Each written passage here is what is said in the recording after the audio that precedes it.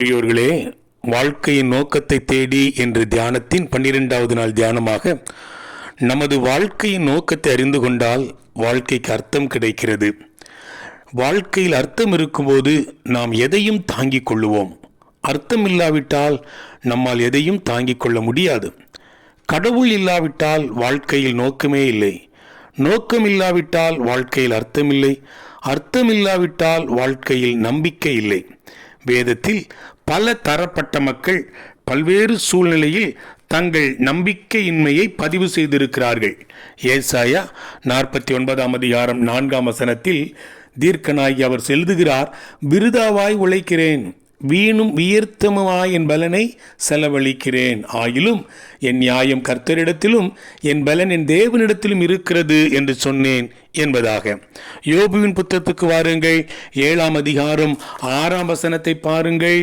என் நாட்கள் நெய்கிறவன் எரிகிற நாடாவிலும் தீவிரமாய் ஓடுகிறது, அவைகள் நம்பிக்கை இல்லாமல் முடிந்து போகும் என்று புலம்புவதை பார்க்கலாம். அதே அதிகாரம் 16ஆம் வசனத்தை பாருங்கள்.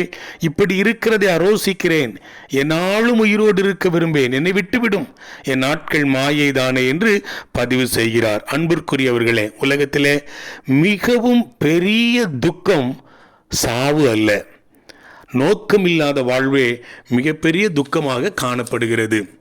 உங்கள் வாழ்க்கைக்கு நம்முடைய வாழ்க்கைக்கு காற்றும் தண்ணீரும் எவ்வளவு முக்கியமோ அவ்வளோ முக்கியம் நம்பிக்கையாகும். கடவுள் இந்த மாலை பொழுதிலே நம்மை பார்த்து சொல்லுகிறார். எரேமியாவின் புத்தகம் 29ஆம் அதிகாரம் 11ஆம் வசனத்திலே, நீங்கள் எதிர்பார்த்திருக்கும் முடிவை உங்களுக்கு கொடுக்கும்படிக்கு நான் உங்கள் பேரில் நினைத்திருக்கிற நினைவுகளை அறிவேன் என்று கர்த்தர் சொல்லுகிறார். அவைகள் தீமைக்கல்ல, சமாதானத்துக்கு ஏதுவான நினைவுகளே என்பதாக. வாழ்த்துக்களுடன் ஜார்ஜ்.